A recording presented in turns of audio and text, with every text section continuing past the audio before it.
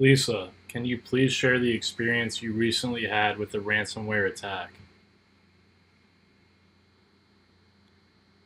Uh, I was at a physician's office, a surgeon's office, about 40 orthopedic surgeons, and they had a very old-fashioned, a very outdated infrastructure. So when I got there, their primary EMR was hosted. Their primary EMR was hosted in a data center with Citrix and a SQL Server, but they had four other EMRs that were local to us and on local servers. They had obsolete ASA firewalls and Dell switches. That a lot of the servers on-prem were end of life. For instance, our email was running on Windows 2007 Exchange on a Windows 2003 server, and our intranet was on a Windows 2010 server. And then we also had a 2005 SQL Server. So a lot of outdated servers. We had primarily Windows 7 computers, although we had quite a number of XP computers still in the system. The Windows 7 had been patched for Eternal Blue. That we had done. The XPs were very much around the radiology department, the X-ray machines, and then they would view X-rays on those XP machines, but they were still on the network, so they were still vulnerable. And then we were running Office 2010, which had no phishing protection whatsoever. So when the attack happened, they first came in and attacked a specific person's email. And that person sent out a phishing email to everybody in the company responding to the last email you had sent her. So it looked like you were getting a response from her over something you had indeed engaged her in conversation with. And then attached to it was a Word document. And the first hint was when people were calling me and said, hey, I got this email from Estella and they had a Word document. I opened it up and nothing happened. And I went, okay, danger, danger. So I immediately sent out a notification that if you got an email with a Word attachment from Estelle to not open it and to let me know. And then if you did open it, to let me know. And then we also disabled her account, changed her account logins. We checked the McAfee log, and for those people who had admitted to signing in, the McAfee did indeed isolate the virus. You could see that there was a virus attached to that Word document, and it was indeed isolated. So I thought we were okay. But then the next day, at about 11:30 a.m., exactly the next day, we got the first report of Ryuk displaying on screens. Now that was in and of itself was just a JPEG that they threw up on the screen, but it was indicative to stuff happening in the background. We spent time cleaning that up. We thought we had it under control. We went to bed that night thinking that we had cleaned everything up. And the next morning at 5:30, I woke up. I made a call into the office. I said, is everything okay? They said, yeah, everything's fine. I got in the shower. I got out of the shower to my phone blowing up saying we had been attacked this again. And this time they had gone straight for our SQL servers and other data repositories and encrypted everything. And they were able to get to the data center because it was all one continuous network. And so they were able to get to our data center, the managed data center, as well as our on-prem devices.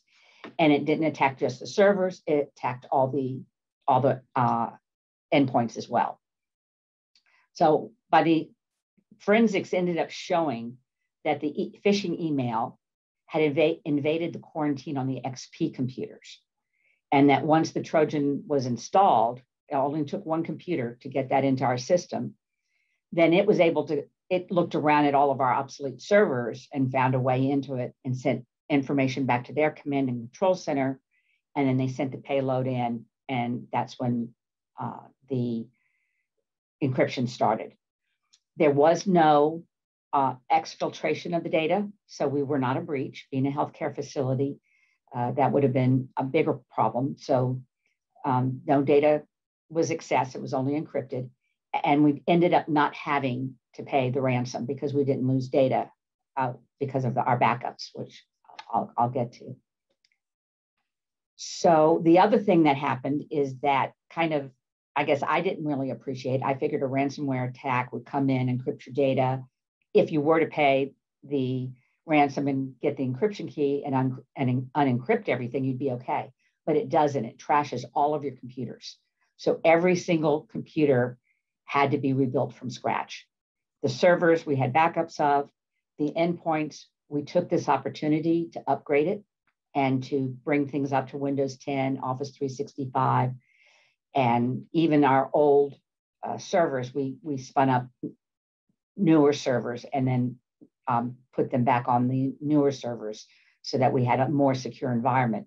But every single PC in the building had to be completely rebuilt. We ended up replacing about 100 of them completely because they were too old to take Windows 10. And we replaced, and the ones we kept, if they weren't already Windows 10, we replaced the hard drive. We didn't re-image it. We completely replaced it with a solid state hard drive. So it took us about 2 weeks to get back to the point where we were more or less running normally. And that was a rollout mostly of the XP. Rollout of the Windows 10. I did that in about 5 days. We only ran clinic one day manually. And then that was on Friday. Thursday, we got hit. Or Friday morning was when we were hit again. We shut down everything electronic in the building. Everything that was electronic, we shut down. And we unplugged everything from the network.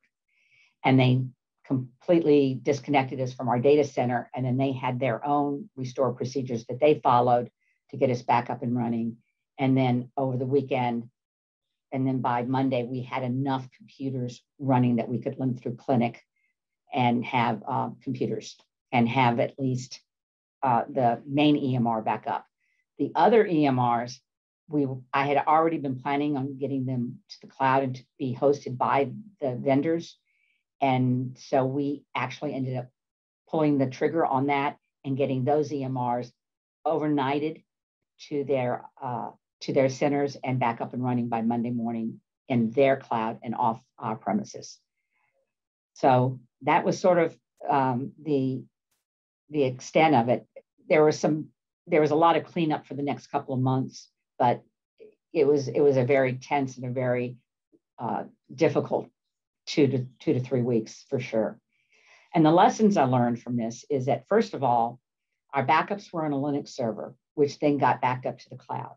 And that's what really saved us, because Ryuk is a Windows-based virus, and it did not attack our backups. And so our backups were clean. And that enabled us to restore our servers. So that was definitely a major win. And I don't know that I'd ever have my backups on the same operating system again. The other lesson is how important it is to keep everything updated. This would not have happened in the same way if we had not had those XP computers. And I remember telling a doctor, that we needed to get those XP computers out of the system. And he kept saying, but I only use them a little bit. I only use them for viewing x-rays in the patient's rooms. I mean, how much harm can they do? And I said, yeah, and how big does a cut have to be before it infects your entire body? I said, they've got to go. So if we had gotten those out sooner, we would not have had quite the same issues. So keeping things patched, keeping things current, everything up to date, not just your Windows, but all your software, all your hardware is so important. We developed a more robust business continuity plan. We did have schedules that we always kept printed for 5 days in advance. So we knew who was coming into clinic that day to be seen. But what we didn't have access to was their patient summaries. So the doctor didn't necessarily know why they were coming in until they walked in and said, why are you here? And so that was a problem. We did find a way to get those patient summaries printed over the weekend and in the doctor's hands, just in case we weren't back up and running on Monday. But that was a place that we could have gotten better. And the other thing is we collected credit cards online, and we did not have a procedure in place for what should they do if they can't get online to process credit cards. So that was another learning experience in terms of a business continuity plan. We also took this opportunity to standardize all of our equipment and our IT images. We put everything down to like four different versions of the box. And that way we had much better control over images and what actually went on these PCs. Doctors were used to just buying whatever they wanted. They'd go down to Best Buy, buy the cheapest thing they could, and put it into our network. And we had no control over, the status of it. So that standardization was really important. We also improved our data center backup. They were only backing up once a day, so we lost technically about 4 hours of data that the doctors had to dictate in, but that we narrowed that down so that it was actually doing replication and just-in-time backup. So that was another lesson learned. Doctors wanted to bring in their own laptops. They didn't want to be given a company laptop. They wanted to use whatever they wanted to use. So we kind of set standards around what would allow them to be on our network. We had to be able to put our antivirus on it. We implemented Umbrella. It had to go on there. So all of these protection tools had to be on their computer for them to go on our network. If they didn't want to put it on there, didn't want us putting those things on their computer, then they'd have access to our guest work network only. We implemented Intune for standardized PC setups. Roaming profiles, we did not have roaming profiles in place or anything equivalent to that. And since people moved around every day, doctors moved from pod to pod, people moved around from the front desk on the 2nd floor to the front desk on the 5th floor. And every time somebody moved, we had to reset up their printers, reset up their scanners and all of their peripherals. So implementing something that standardizes that process and has roaming profiles was definitely another thing that we took out of that. So mostly it was about just, we took that opportunity, and what they say about, your budget for cybersecurity before a ransomware attack is like pennies, and afterwards it's what do you need? We were definitely in that, we're proof of that saying. I had pretty much any budget I needed if I said, this is what we need to do to make us safer. I had a lot more credibility afterwards, and we did implement a lot of things from that experience that made us safer and less prone to attack the next time.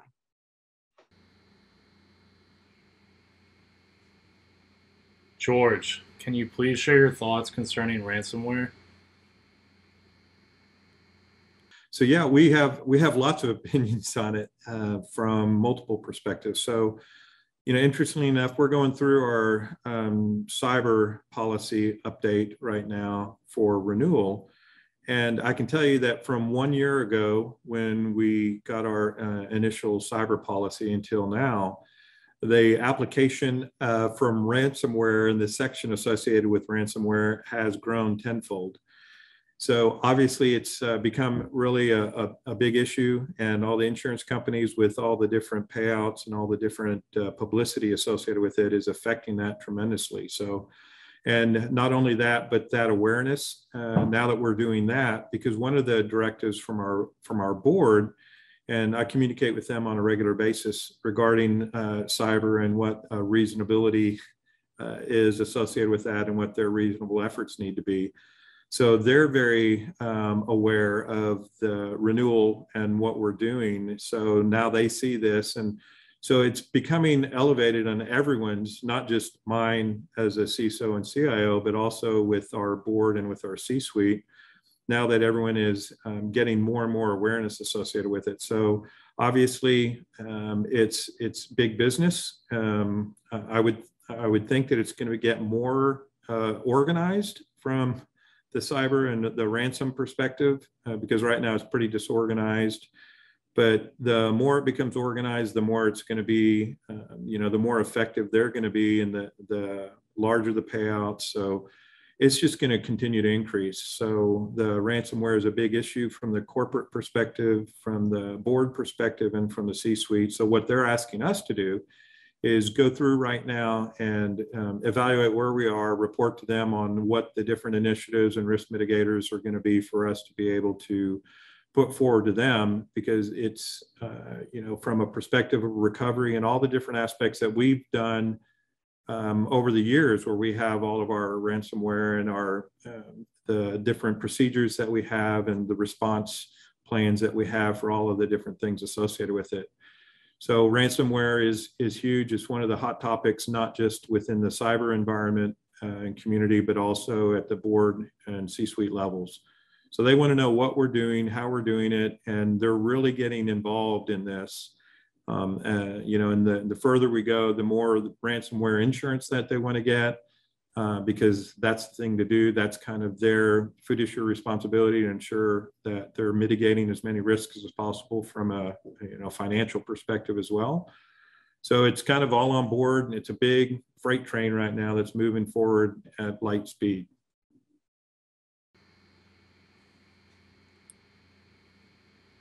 Ted, can you please share your thoughts concerning ransomware? I'm happy to share my thoughts concerning ransomware. Having the opportunity to work for Oracle the past 25 years in a security role, I've had the experience of working with many organizations where occasionally even the FBI was also involved. If you believe making systems unavailable and the exfiltration of data is the worst part of ransomware, you may be uninformed. Many attacks, including nation-state sponsored attacks, have a competitive component, and where stealing intellectual property and even worse, changing data to harm an organization occur. A couple of observations I was able to witness around this. One was where a nation state compromised a database administrator, encouraged them to pursue work at a particular organization. That DBA was successful in getting hired at that organization. And upon doing so, the DBA actually installed some malware within the systems, and also began to, that malware searched out and found intellectual property and was going to exfiltrate it. Fortunately for this organization, they had detection controls in addition to preventative controls to be able to identify that this intellectual property was being analyzed and accessed. And so alerts went off. The organization investigated, suspected that this was the doings of a foreign nation state, contacted the FBI, and the FBI worked with the organization to do an investigation and found exactly that. So it highlights the importance of having detective controls as well as preventative controls. And of course, there's also recovery controls, which we'll talk about, which help make an organization resilient when these attacks occur. Another incident that I observed was an organization whose primary function was to bid on particular assets. Again, this organization was infiltrated by a hacker. This hacker was able to alter the data, and they altered it in such a way that on some assets, the organization would, with the changed data, would bid too much and therefore win the contract, but have paid too much for the asset. And on other ones, they would cause them to underbid, which would allow the competitor to win the bid. So on assets that they desired. And this went on for quite some time because unfortunately, they did not have the proper detection controls in place. And it took them a while, unfortunately, to realize that they had bid inappropriately, and they investigated as to why. And finally, they figured out that the data had been altered, and they were making inappropriate assumptions and therefore bids on these assets. So unfortunately, they didn't catch it as fast as the first organization that I observed. But I do believe that, obviously taking of intellectual property and changing data is how ransomware is also evolving to be a competitive threat. And imagine, instead of making your systems unavailable, imagine if a hacker, a ransomware hacker, if they notified you that we have changed some of the data in your systems, but they won't tell you which data, and they won't tell you when they did it. So it would be difficult to know how far back do you go to recover? And where is the clean data, et cetera. So again, those are things that I've observed around ransomware, that it is more than just making systems unavailable through encryption or just exfiltration of data. It also can be, of course, stealing intellectual property and potentially even worse, changing data and not notifying you of, and you would have no knowledge of that. Lisa, will you share your experience with cyber insurance concerning the ransomware incident? Yes, despite the fact that I think that they were watching and attacked us because we got insurance, I'm not advocating about not having cyber insurance. I am very glad we did. It did help us stay whole. The couple of things that our cyber insurance provided for us, which I was very grateful for, and I think anytime anybody's looking at cyber insurance, I would hope it would include this. If not, then you're not looking at the right one. But they got on the phone with us as soon as they heard that there was something going on. And then the first thing we did that Friday morning when I unplugged everything and we said, okay, we're hard down. We definitely have a problem here. The first thing the insurance company did was have us engage a lawyer. And it was a lawyer, they had told us this in the policy. You know, should you be attacked, we're going to have this lawyer, we're going to have this forensic firm, we're going to have these people. Everybody was lined up. And the first thing we did was engage a lawyer who then engaged a forensics firm, a forensics and remediation. So they helped us through the remediation aspect of it. And they also did the forensics in terms of what exactly happened. But every conversation we had with them was done in the presence of the lawyer so that everything was privileged and we wouldn't have to worry about that getting out or bad press or anything happening that would make that public. So that was, I think, very important. And we learned that we had meetings set up pretty much at first two to three times a day where we would, powwow for a little bit, lawyer, remediation company, and us. So I was glad that the insurance company had those resources and were ready. We were still reeling about, gosh, what do we do, when they stepped in and said, this is what you do. This is how you handle it. And that was invaluable. So I think I would hope most cyber insurance companies, insurance programs would include something like that, but it was extremely valuable to us. Our policy also paid for the upgrade of the equipment when it was upgraded to ensure a better cyber posture. So the 100 computers or so that I had to replace because they were too old to take Windows 10. Well, going from Windows 7 or XP to Windows 10 made it a more secure environment, and those computers were not upgradable. Therefore, they paid for the computers. So they were very, I won't say generous, but they were willing to pay to help us modernize our environment so that we were more safer going forward. George, how do you see ransomware and cyber insurance evolving? Right now, it's an easy entree into it, and a lot of individuals have come into it. It's not a really difficult thing to do from a perspective of there's technology and other things out there available to go and launch your own, attack. And then the structure it is, because it's getting more and more organized. So for instance, you can go and you can basically rent someone's process for doing the ransomware attacks, and they get a particular percentage associated with that.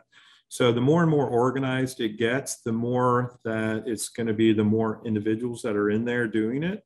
And the more structured and organized they get. Because right now, a lot of people, there's the specifics associated with how many people pay and what people think about it and what the chances are if you do pay that you're actually going to get something in return for that. All of those are very dubious, right? You don't know if you pay, the chances that you're going to actually get the key to unencrypt or the process to unencrypt and get it in a timely manner, just like Colonial. I mean, they got it, but it was so late down the process line that they had already restored a lot of the environment through, DR and other processes that they had.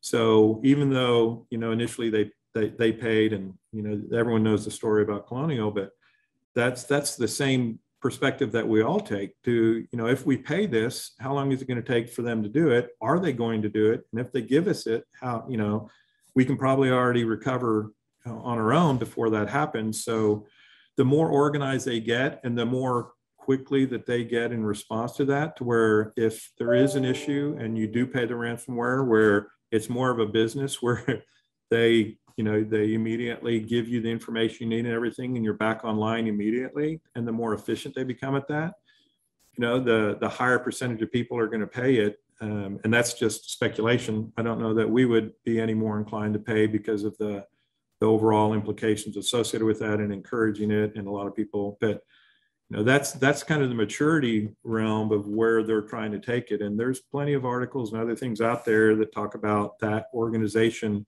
from a ransomware perspective, where it's going.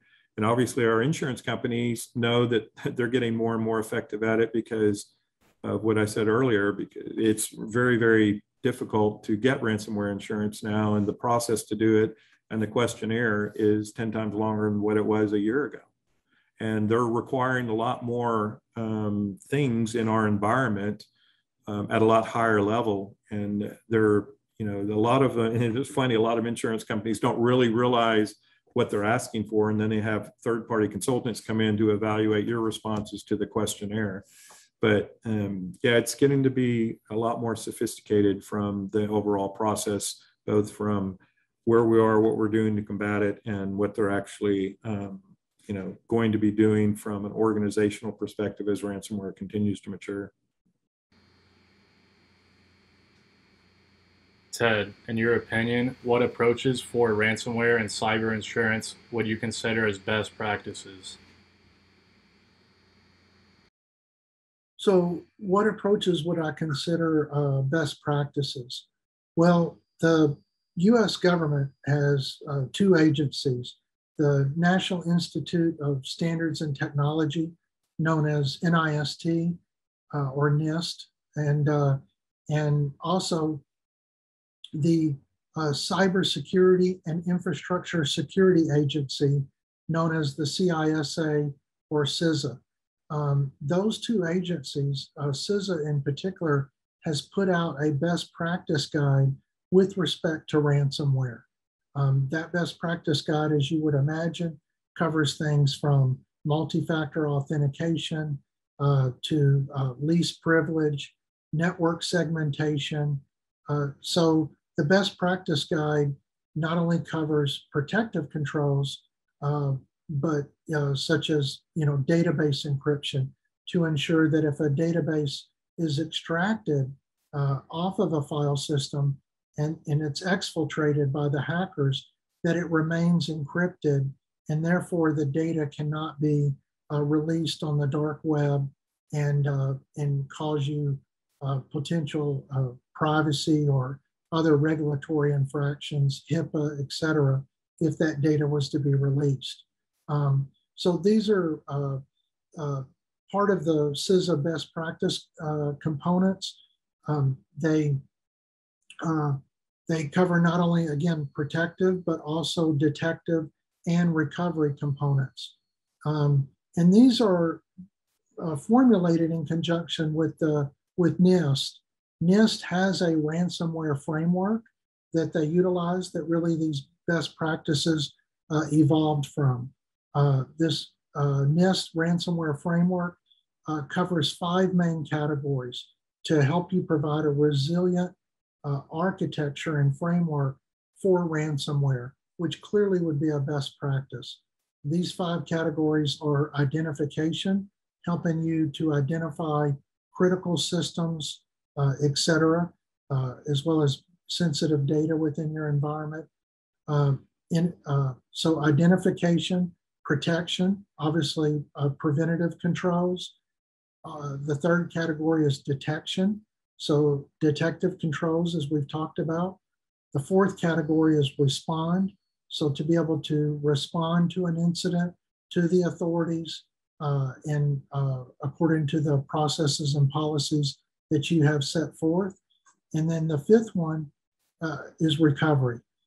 So to help you ensure that you can recover from the system. A lot of times it's not just recovering the data. A lot of people think, well, I'll just protect my backups. More times than not, complete images have to be rebuilt for these systems in order to recover. So it's not just about having the data. Plus, you would have to know when were the backups accurate. The hackers, again, as I stated earlier, may have changed data well before you may have realized it. So being able to go back to clean data, but also have the proper configurations and images so that you can quickly re-image servers, desktops, etc., within your environment to quickly recover. So those are some of the key components of the NIST framework. And one of the things that you can do once you work with that framework is you need to evaluate your current environment and controls. The CISA has some complementary assessments, and they'll even provide you assistance on how to run these assessments, such as around networking and databases, etc. In addition to that, you can lean on your strategic software vendors to, if they have assessments that you can also utilize. An example of that is here at Oracle, we utilize, we have complementary assessments that will check hardware, operating systems, databases, etc. And these will, scan those particular environments, utilize government guidelines such as DISA, STIGs, etc., to identify findings, as well as go by their level of severity of the findings to help you understand what the criticality of the finding may be, so you can prioritize those. Once you do that, you'll have a greater understanding of where your gaps may lie within that NIST ransomware framework. Once you know that, then lean on your software vendors. They should have a mapping to that NIST ransomware framework of their capabilities around, identification. So being able to identify sensitive data or critical systems, et cetera. Also being able to identify protective controls, detection controls, as well as respond and especially recovery controls, so that you'll have an idea of, if you need to strengthen one of those areas, what would you utilize within that software in order to be able to do that. Again, your software vendors should be able to provide that to you to help give you guidance around when you need to strengthen controls in a particular area, how you would go about doing that, what you would utilize, etc. So, all that together is utilizing the US government's NIST ransomware framework, the CISA ransomware best practice guides, and then the assessments that they provide, also assessments from your software vendors, and then the software mapping over to that NIST framework to help you understand what to utilize in those specific areas that you'd like to strengthen. Lisa, will you please share your experience and thoughts concerning gaining funding for ransomware? Yeah, I had only been there 4 months when we were hit. And so I was in a sell mode. I was in the process of educating the doctors on why we needed to do these things. I had an opportunity every month at the partnership meetings. I said, look, this is what we need to do. This is why we need to do it. So I was educating them and trying to get them to the point. And the reason we were able to respond so quickly with Office 365 and Exchange and get the other 4 EMRs off is I was already in the works. I already had it all planned. I already had the budget. I just couldn't get them to approve the budget. But I had worked out all of these things ahead of time, and I was constantly explaining to them, this is why we need to do this. So when it happened, all I had to do was pull a trigger on a lot of the things that I was already had in the works. So one of my pieces of advice is you have to sell. I've always said I'm in IT because I don't like sales. Well, guess what? I'm in sales. It's you've got to sell it, and you've got to sell it in their language. Like when I told the doctor, he didn't think having a couple of XPs in the system was a big deal. But when I put it in terms of a scratch or an infection in the body, that he understood.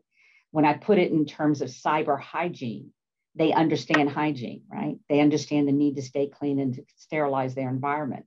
That's language they could understand. So I'd like to think if I had been given more time, I would have been able to get these things in place before we were breached. One of the things I didn't mention is the first thing we started doing when I got there was getting cyber insurance.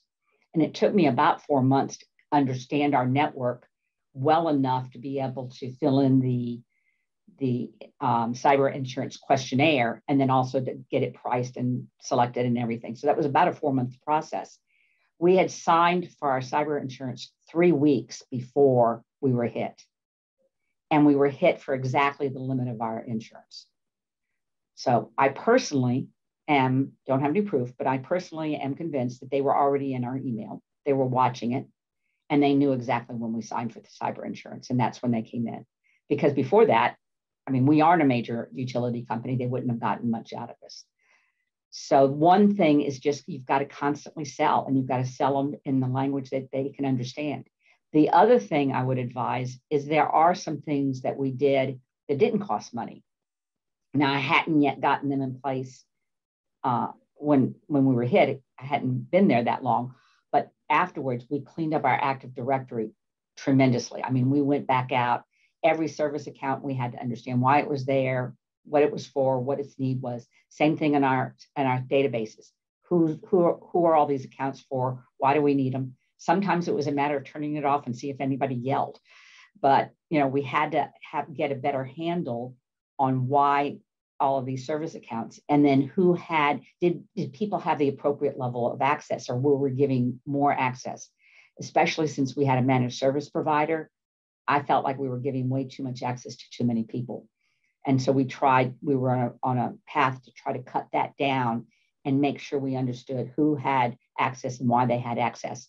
And we improved our onboarding and offboarding tremendously in terms of making sure that when people were offboarded, that they actually got out of the system appropriately. So there are some things that you can do in terms of your Active Directory that will help you even before you get hit.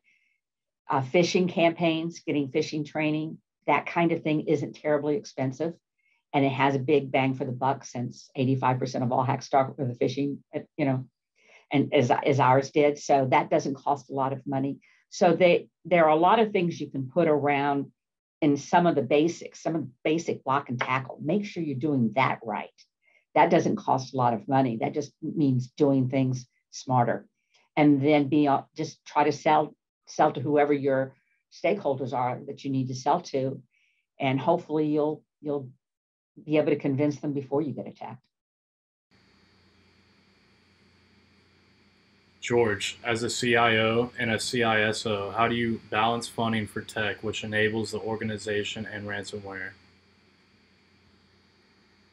So what I'd like to say is that they're mutually exclusive, and we have plenty of funds to be able to do both. But we know that's not true. So we have a limited amount of dollars that the company can spend on different initiatives, regardless of what those initiatives are, whether they're technology initiatives from a CIO perspective, or cyber initiatives from a CISO perspective, or any of the other groups within our organization that are requesting, either OpEx or CapEx to be able to further their goals and mission, which is what we're trying to do as well. So what we're finding is we kind of break it down into, when we talk about business initiatives, because we always start, when we talk about technology and a CIO role, we always talk about business and business initiatives and goals, and how we can apply technology to accomplish those. So we kind of have two different processes we go through right now for CapEx or for OpEx spending of a material nature. And one of them is from we fill out information that's business related and what the business value is and return on invested capital or return on investment will be. And then we have the CISO or the cyber side of things when we talk about ESG, right? Where we talk about our social governance and responsibilities and things of that nature, and where we need to be, because all different boards have a different flavor or a different appetite for risk or for the cyber side of things. So we actually have two different methodologies when we're going to market. So from a CIO perspective, it's more business initiatives, what we're trying to accomplish, and the technology to be able to do that. And then we have the cyber perspective and what are those initiatives that we need to do. And so we have one bucket and we kind of rate both of those, even though we're using a different process to evaluate what the return or what the investment and the value associated with those initiatives. But we pull from the same bucket. So we haven't increased our bucket for technology per se, which, you know, cyber, we're getting very slowly, we're separating those two, where we have our bucket for the business initiatives and technology and you know, infrastructure and moving to the cloud and all of those initiatives that will help us be more responsive and to our stakeholders and things from a business perspective. But also now we're trying to help them understand that those are two different things. We need two different buckets, because those buckets are, we need to be able to allocate those buckets according to that particular genre of effort, whether it's cyber, whether it's the other. So that's a lot of what we're having to do right now to be able to expand beyond just the traditional IT bucket. And we actually have another bucket too that we go to. So we have three different buckets within what we do at Catapult, which is we have the regular infrastructure IT bucket, we have a cyber bucket, and we have an OT bucket, because we have a lot of operational technology out there too. That a lot of that is the SCADA PLC environments that are legacy, and what are we doing to protect those? So that kind of crosses the threshold of, and permeates within the cyber side of things and the infrastructure side, but also in the OT side. So not to complicate things, but we actually have the three different buckets that we're working from. Ted, what best practices have you observed in gaining funding for ransomware initiatives? So what best practices have I observed in gaining funding for ransomware initiatives? Well, what I've seen that effectively works is to take a systematic approach, such as utilizing the NIST ransomware framework that we talked about. In addition to that, classifying your systems based on the criticality of those systems. Clearly, not all systems need to receive the same level of controls around protection, detection, and recovery to provide a resilient architecture. You know, you're going to have varying level of controls for your different systems. You'll need to understand, you know, which systems are your most critical and what you would apply for those, and which ones are not. At Oracle, we actually use a medals system. You think of the Olympics, which just occurred. So we have platinum for your most critical systems, down to gold, silver, and bronze. And a lot of times bronze would maybe be non-production systems, such as development, test, etc. And then you would work to categorize the proper controls around those systems within those classifications, so that you ensure that they have the proper controls and you have executives bought into that. And speaking of executives, the third component is communication. Being able to communicate to executives in a manner that they understand the risk that's posed to the organization, as well as the resilience approach that you're taking and why you're taking it, which of course goes back to one, classifying the criticality of the systems, and the systematic approach using a framework like the NIST ransomware framework.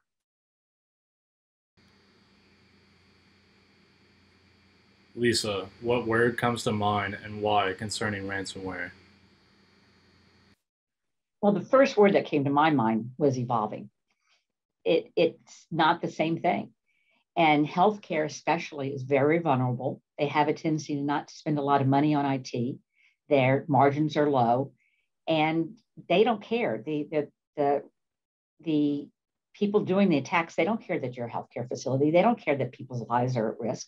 You know, they're just trying to get as much out of you as you can. I mean, the pipeline in utilities, God bless the people who work in those industries, because, you know, that can affect millions of lives. At least a hospital or a healthcare facility is bounded by the lives that are in their facility. But they keep getting smarter. For instance, today, if we were hit today, I have no doubt that they would add extortion to it. They did not exfiltrate our data, so we did not have a HIPAA breach. Today, even though we might not have had paid the ransom to get our data unencrypted, they may have turned around and said, well, we're going to release all your data to the internet and cause a HIPAA breach unless you pay the ransom. So they're getting more ruthless. They're getting smarter. They've got very, very sophisticated tools, and they're going to stay a step ahead of us. It's going to be a game of catch up all the time. I was reading something recently about whether cybersecurity or AI machine learning was going to be the next, the most important thing in the next 5 to 10 years. And I said, I happen to believe it's going to be cybersecurity, because they're going to start using machine learning and AI in their attacks. And so if you don't stay smarter and stay one step ahead of them, it's just, they're constantly evolving and getting more brutal in their attacks. George, what word comes to mind and why concerning ransomware? Well, when we talk to ransomware, that's kind of the 800-pound gorilla in the room that is always there in all of our discussions and what we're doing, because a lot of initiatives that we're doing business-wise, they want certain technologies, and the more that we can open things up and make it more available and more accessible to all of our stakeholders, the better it is for business, but the more risk there is from the cyber perspective, because if you're putting more holes or more threat vectors into your environment, and especially, like I said, in the OT side of things as well, then that brings in that ransomware threat. And because that's kind of a hot topic right now, and it will be for some time to come, the risk mitigators associated with that. So really, I would say, if ransomware perspective, the one thing that we're looking at is, it is the 800-pound gorilla, because it's kind of there on almost everything that we're doing right now.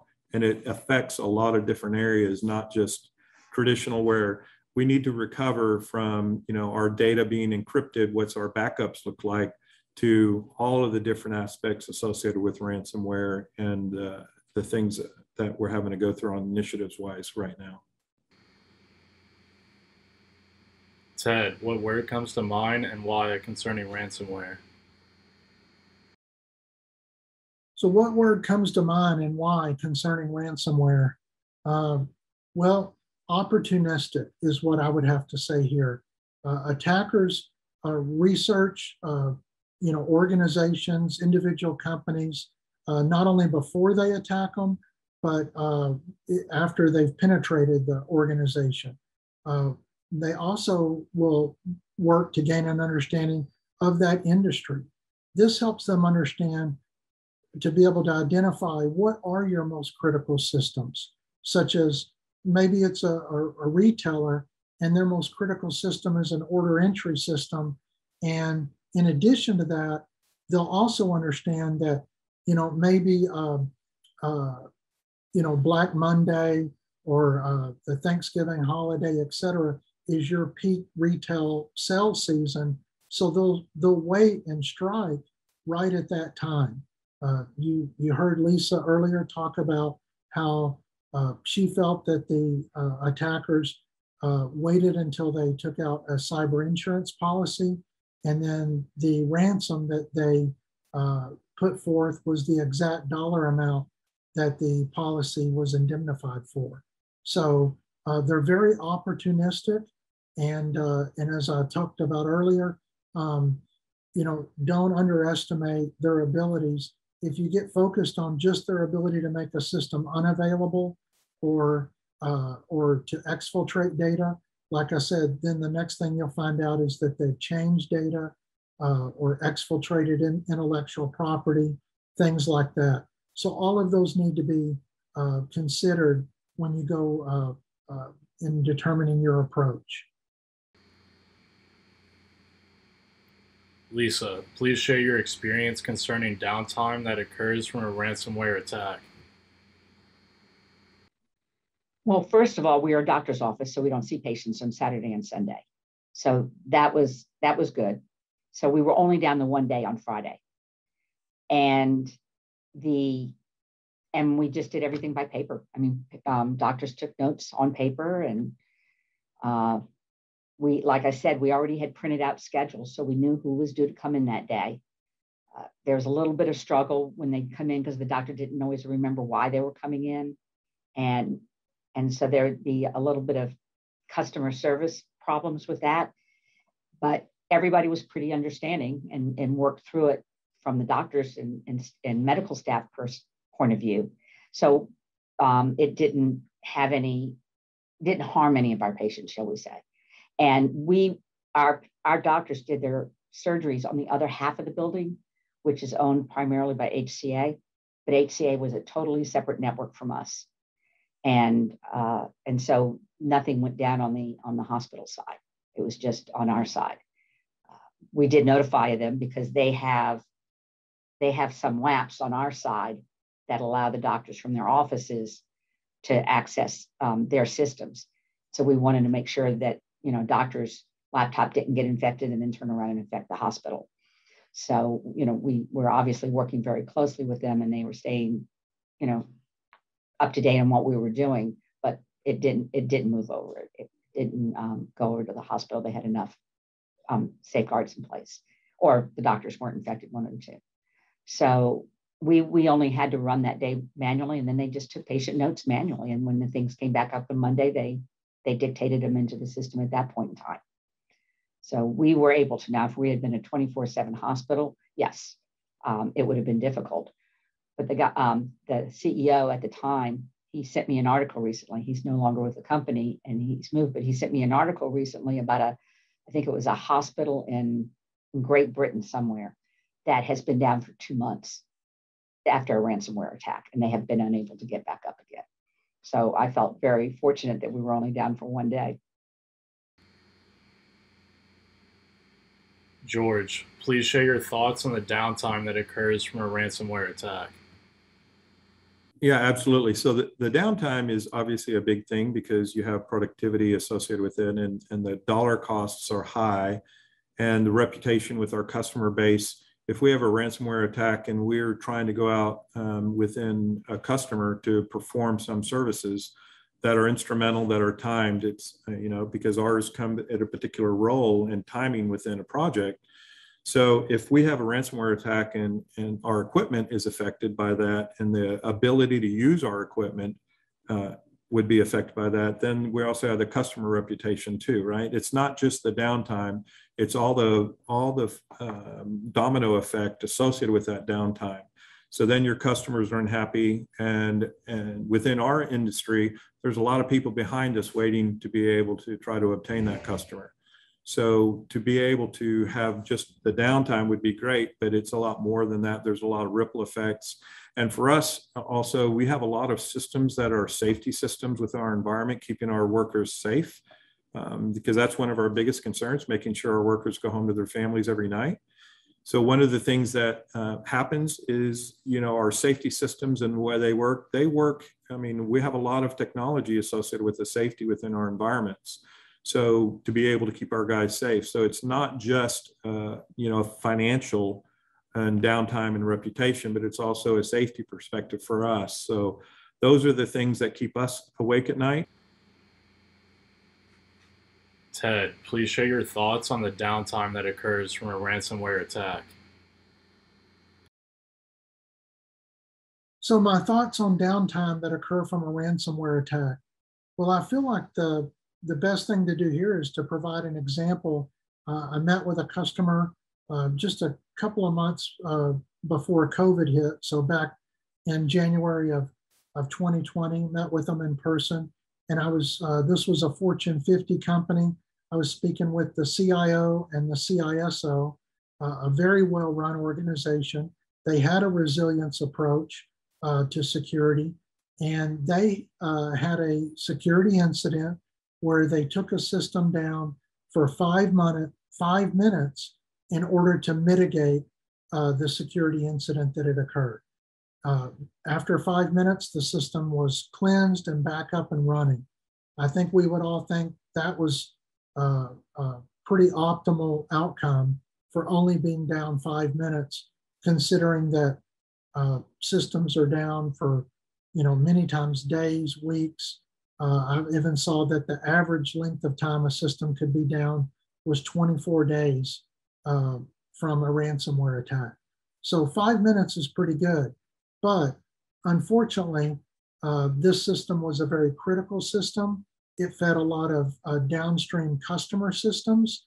And when those systems could not communicate with it, they failed over to a competitor. And the result of this was 90 days after the incident had occurred, only 50% approximately of the revenue had returned for this system. So think about that. They were down 5 minutes. 3 months later, this system is only generating half of the revenue that it normally does. Now, you're probably asking why that is. I asked the same question. The reason for that is those downstream systems, when they cannot reach this customer system within a few seconds in order to fulfill the order, then they fell over to a competitor system. And they do that automatically. There's no decision making in that. That's just built within these, the logic within the systems. Unfortunately, when they fell over, there is no routine to test to see if the connection is back up and then fell back over to this customer system. So they stay fulfilling orders from the competitor system. And in doing so, the only way that they will really come back to this system is if those downstream customer systems are bounced or what we call refreshed.